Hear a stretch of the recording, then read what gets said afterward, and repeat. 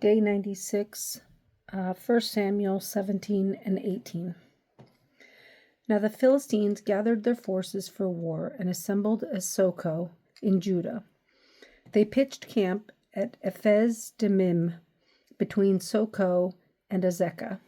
Saul and the Israelites assembled and camped in the valley of Elah and drew up their battle line to meet the Philistines. The Philistines occupied one hill and the Israelites another, with the valley between them.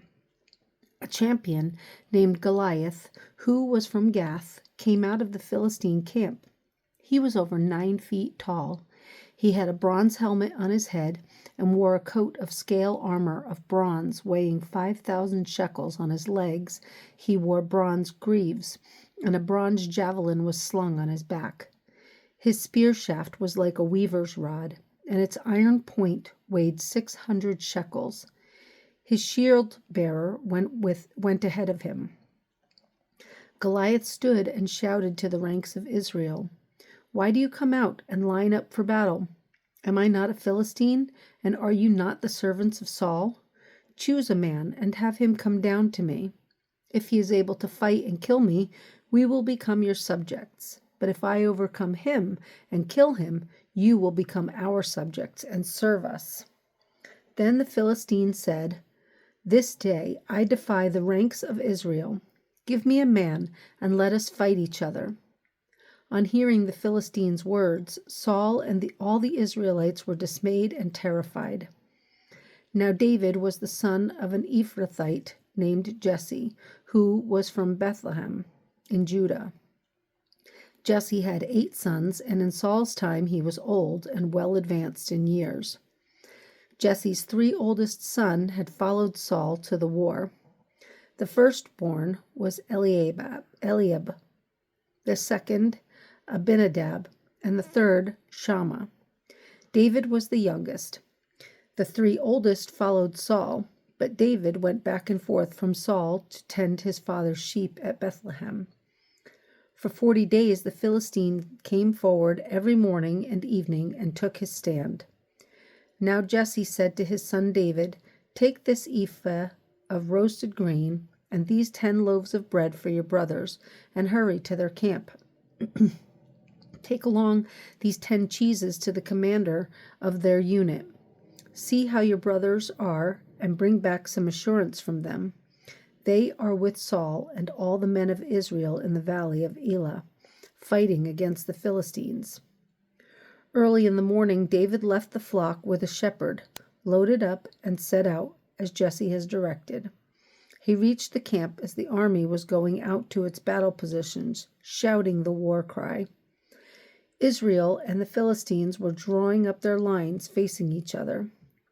David left his things with the keeper of supplies, ran to the battle lines, and greeted his brothers.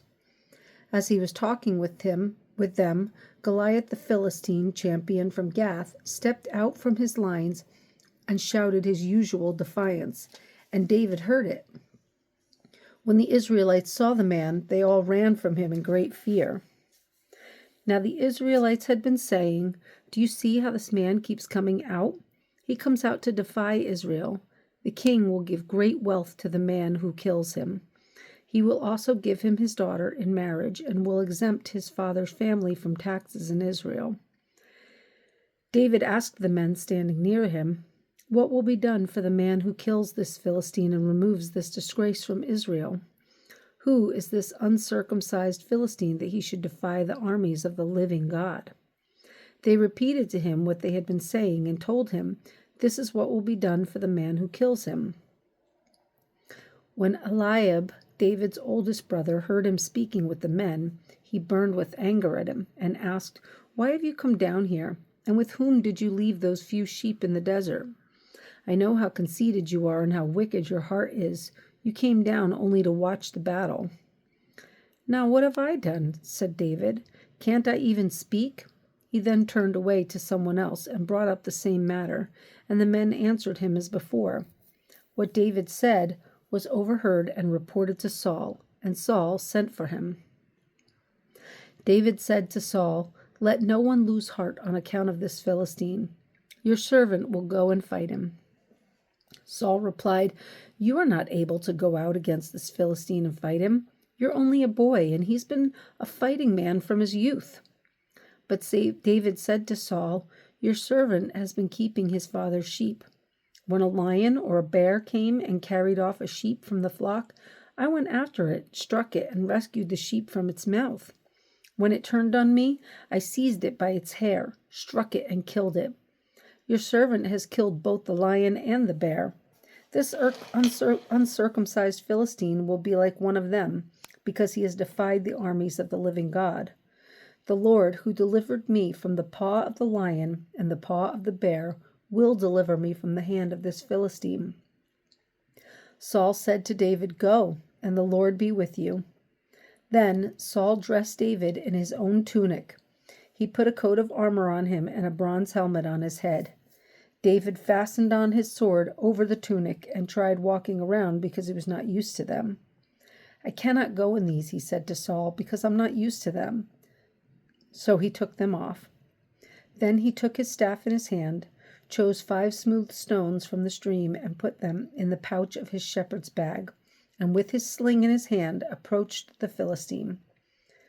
Meanwhile, the Philistine, with his shield-bearer in front of him, kept coming closer to David.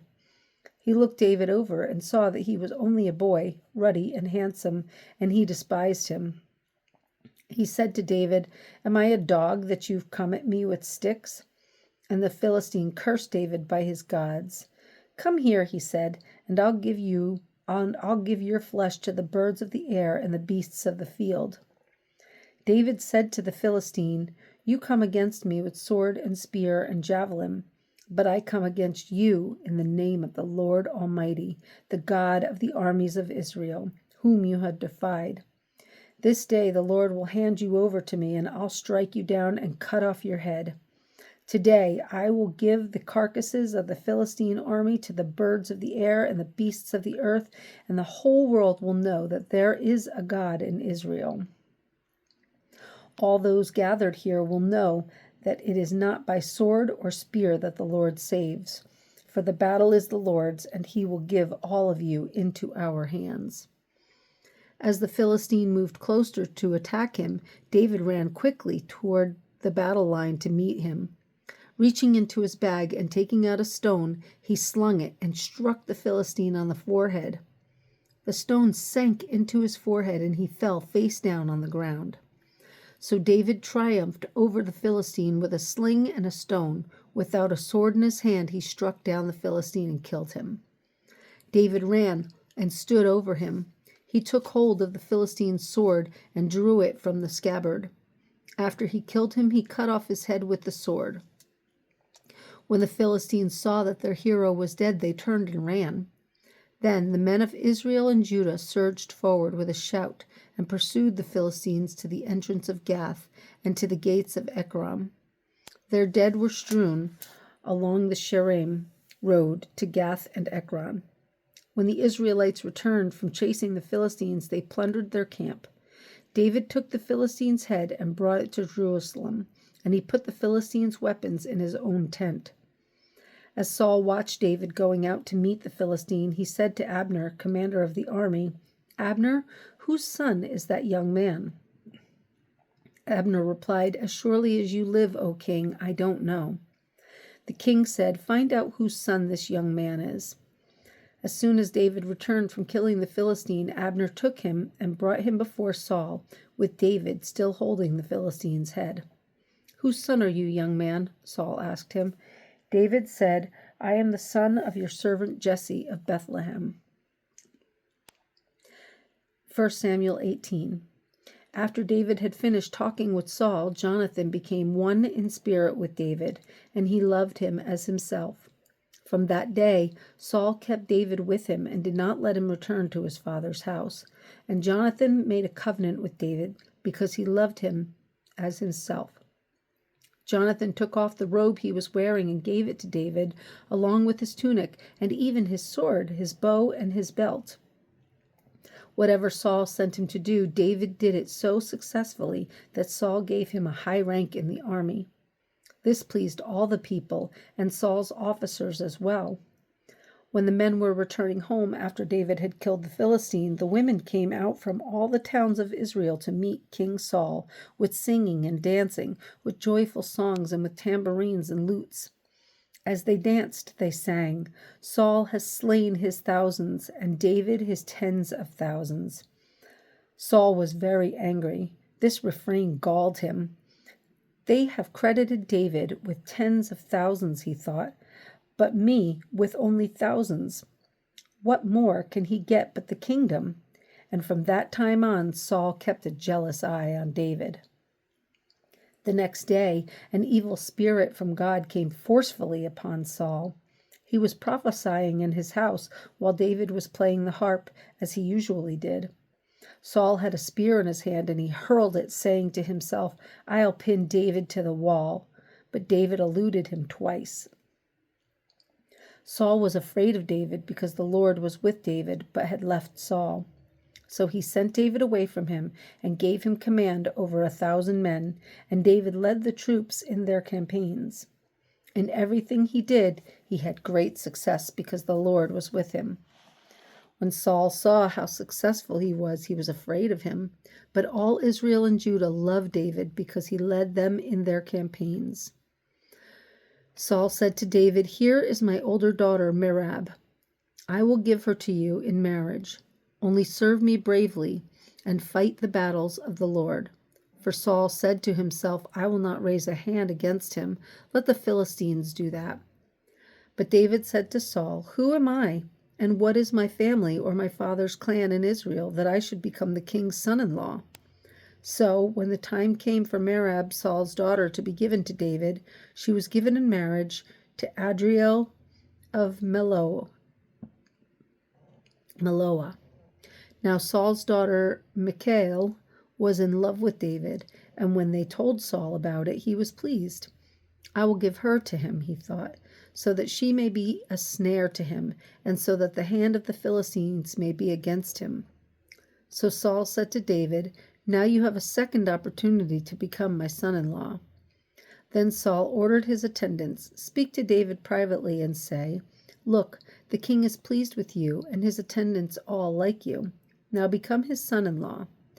They repeated these words to David, but David said, "Do you think it is a small matter to become the king's son-in-law? I'm only a poor man and little known." When Saul's servants told him what David had said, Saul replied, "Say to David, the king wants no other price for the bride than 100 Philistine foreskins to take revenge on his enemies." Saul's plan was to have David fall by the hands of the Philistines.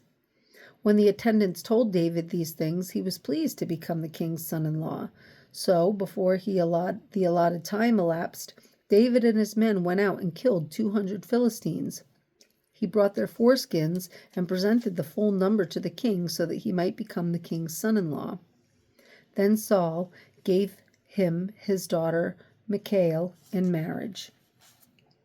When Saul realized that the Lord was with David and that his daughter Michal loved David, Saul became still more afraid of him, and he remained his enemy the rest of his days. The Philistine commanders continued to go out to battle, and as often as they did, David met with more success, and the rest of Saul's officers and his name became well known.